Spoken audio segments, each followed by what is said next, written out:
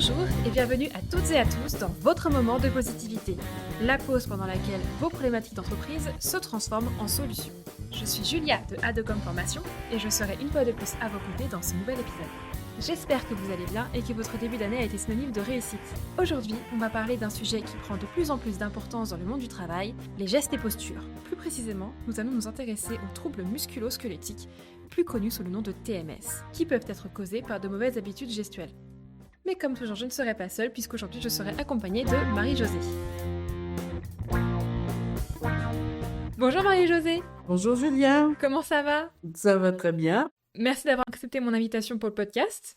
Est-ce que tu voudrais te présenter? Bien sûr.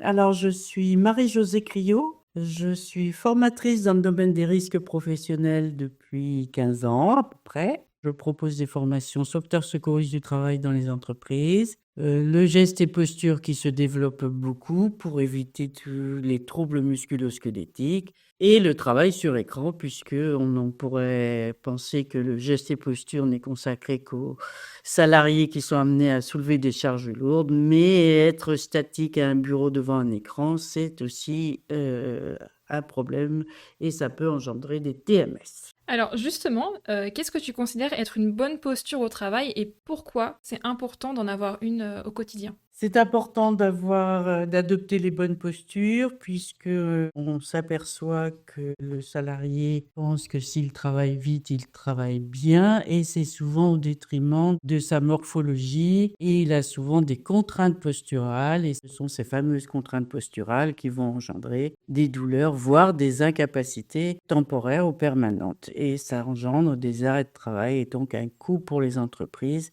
qui doivent prendre en compte le sujet des maladies professionnelles. Et donc le risque à long terme de ces mauvaises postures, c'est comme tu l'as dit, des arrêts de travail, peut-être plus de turnover parce que plus de personnes qui vont partir du poste. Et au niveau du salarié, qu'est-ce qu'il y a comme risque chez eux? Qu'est-ce que ça pourrait représenter en fait une mauvaise posture sur le long terme? Alors, tu as tout à fait raison, hein. Les arrêts de travail, c'est un enjeu économique et social pour l'employeur, mais pour le salarié, ce sont des douleurs. Alors, qu'est-ce qu'on entend par troubles musculo-squelettiques? Eh bien, ce sont des maladies qui affectent les muscles, les tendons, les nerfs. On entend beaucoup parler du syndrome du canal carpien. Au niveau du dos, cela va être des sciatiques, des lumbagos, des hernies discales et c'est très handicapant.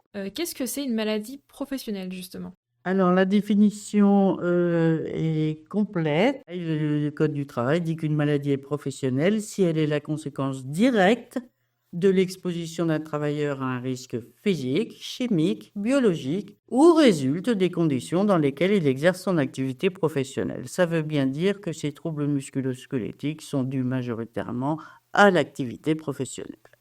Est-ce que tu aurais des exemples de postures qui seraient, on va dire, les plus courantes et qui pourraient entraîner ce genre de TMS? À partir du moment où il y a des contraintes posturales et que l'on ne respecte pas la morphologie du corps et les courbures naturelles de la colonne vertébrale, eh bien, ça va engendrer les TMS.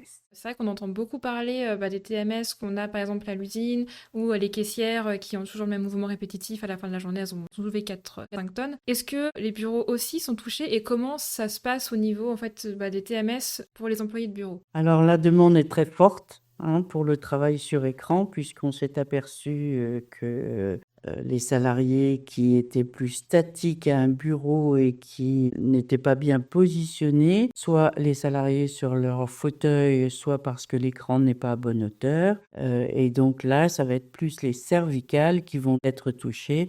Donc une bonne posture au bureau est importante. Et le fait qu'il faille se déplacer et bouger régulièrement. On dit qu'un travail sur écran, il faut organiser son travail pour aller à l'économie d'effort. Ça veut dire qu'il faut essayer de bouger au moins toutes les heures. Et donc, comment est-ce que tu évaluerais toi une posture qui est ergonomiquement correcte? Alors, l'ergonomie, on en parle beaucoup. Il est vrai que l'employeur étant dans l'obligation de tout mettre en œuvre pour assurer la sécurité des salariés, si dans son organisation matérielle, il peut adapter les postes au travail, c'est très bien. Mais il est vrai qu'on s'aperçoit aussi que parfois, même si le salarié a un poste ergonomique, c'est à lui aussi de changer ses habitudes et de s'adapter en faisant attention à ses postures. Et est-ce que tu aurais des signes qui sont annonciateurs en fait d'une posture au travail qui est pas très appropriée par rapport au travail que la personne fait? Alors, je disais tout à l'heure qu'il faut éviter les contraintes posturales, il faut que ce soit fluide, en respectant les courbures naturelles de la colonne vertébrale. Dès lors que le salarié force, souffre, bougonne, on va dire, hein, ça veut dire qu'il y a un problème et il faut donc qu'il écoute son corps, qu'il s'observe, ce qui n'est pas toujours facile, hein. Il est souvent pris dans le mode pilotage automatique. On a tous une conscience professionnelle, il veut faire bien, mais au détriment de sa santé. Donc une douleur, c'est alerte. Comment est-ce que tu peux conseiller à par exemple aux RH ou aux personnes managers qui gèrent des équipes qui font des gestes répétitifs? Qu'est-ce que tu pourrais leur conseiller pour limiter ces risques de TMS en tant que consultante en gestes et posture? Alors j'ai souvent l'habitude de dire que c'est presque une formation individuelle.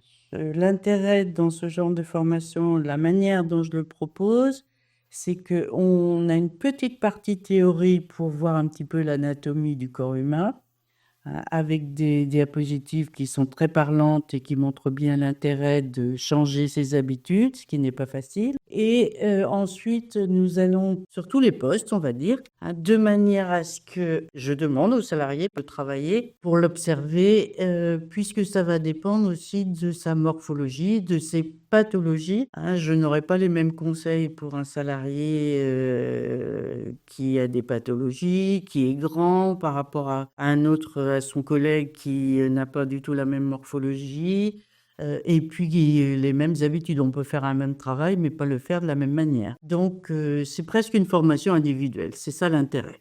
Tout à l'heure, tu parlais d'étirements et peut-être d'exercices physiques avant de travailler. Qu'est-ce que tu conseillerais en fait comme posture à avoir avant le travail? Alors, il y a même pas 5 ans de cela, quand on évoquait en formation, l'importance des échauffements, les salariés n'étaient pas du tout à l'aise, mais ça y est, ça commence à rentrer dans les mœurs. De plus en plus d'entreprises, proposent à leurs salariés des échauffements et on sait, et ça a commencé notamment dans le bâtiment, puisque l'on sait que 90% des accidents musculo-squelettiques se produisaient dans les 5 minutes qui suivaient l'embauche. Ça nous paraît évident pour un sport, ça nous paraissait moins évident pour le travail. Donc, il est important de faire quelques échauffements. Et les échauffements commencent, eh bien, au réveil. On ne se lève pas brutalement, on fait quelques étirements. Souvent, je transmets l'information qu'il est bon de consulter un ostéopathe.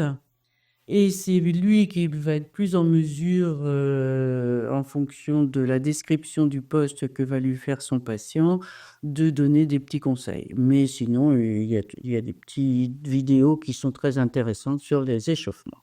Donc un RH ou un manager ou un responsable de formation ou dirigeant se doit de limiter ces risques et de faire intervenir des consultants en gestes et posture ou au moins de conseiller ses salariés et ses équipes à de meilleures postures au quotidien, si j'ai bien compris. C'est dans l'intérêt de tous. C'est dans l'intérêt du salarié pour éviter les arrêts de travail, pour améliorer la performance de l'entreprise. Et c'est dans l'intérêt de l'employeur, puisque, on l'a dit tout à l'heure, c'est un véritable enjeu économique et social. Un arrêt de travail coûte trop cher. Oui. Alors, Marie-Josée, tu nous connais maintenant depuis quand même pas mal de temps. Ça fait combien de temps que tu travailles avec nous? Ça fait longtemps? Plusieurs Ouais. années, je dirais 6-7 ans. Tu connais un peu notre amour pour nommer nos salles avec des noms de films ou des prénoms de personnages. Est-ce que tu aurais un film ou un personnage ou une citation qui, toi, t'aurait marqué personnellement ou que t'aimes bien, juste t'as envie d'en partager un film, peut-être une recommandation cinématographique? Oh là là, tu me prends de court là. J'aime généralement les biographies. D'accord. Est-ce que tu aurais une phrase d'un personnage, justement, d'une biographie que tu aurais vue et qui t'aurait marqué? Ah, j'aime assez la citation, les meilleures choses qui arrivent dans le monde de l'entreprise sont pas le résultat du travail d'un seul homme, c'est le travail de toute une équipe. Et là, dans le cadre de la prévention dans l'entreprise, on s'aperçoit que nous sommes tous acteurs de la prévention pour assurer la sécurité de tous. C'est de Steve Jobs, non? Oui, tout à J'ai fait. retrouver. Super. Merci beaucoup Marie-Josée d'être venue et j'espère que tu as passé un bon moment en ma compagnie. Merci à toi. Et j'espère que les personnes qui nous ont écoutés ont également appris plein de choses et pourront expérimenter et aussi améliorer leurs gestes et postures au quotidien. Avant de se quitter, je vais juste me permettre de vous recommander un film que je trouve très intéressant. Il s'agit de Sorry We Missed You de Ken Loach. Pardonnez mon accent anglais. En français, ça donne à peu près Pardon, tu nous as manqué. Je suis pas non plus sûre de la traduction et du nom du film en français pour celui-ci, je m'excuse. Donc ce film va traiter notamment de l'ubérisation du marché du travail, notamment à travers un père de famille qui veut devenir auto-entrepreneur en livrant des colis. Et il va également parler de l'usure physique des travailleurs précaires, notamment toujours ici les livreurs, qui sont soumis à des cadences infernales et qui peuvent notamment développer des douleurs chroniques, de la fatigue intense ou encore avoir beaucoup de stress, ce qui va pouvoir a posteriori causer des problèmes dans leur vie perso. Et alors, pourquoi je vous recommande ce film ? Eh bien, c'est parce qu'il traite de sujets plutôt actuels, qu'il aborde des points que nous n'avons pas encore vraiment vus dans ce podcast, malheureusement, notamment la cadence de travail ou le côté auto-entrepreneur, d'autant plus que c'est un très bon film, donc que des bonnes raisons pour aller le voir. Je vous remercie une nouvelle fois pour votre écoute. Comme toujours, n'oubliez pas que chaque organisation est unique et qu'il vous faudra très certainement adapter ses conseils à votre propre besoin. On se retrouve le mois prochain pour un nouveau thème passionnant et un moment de positivité. À très bientôt!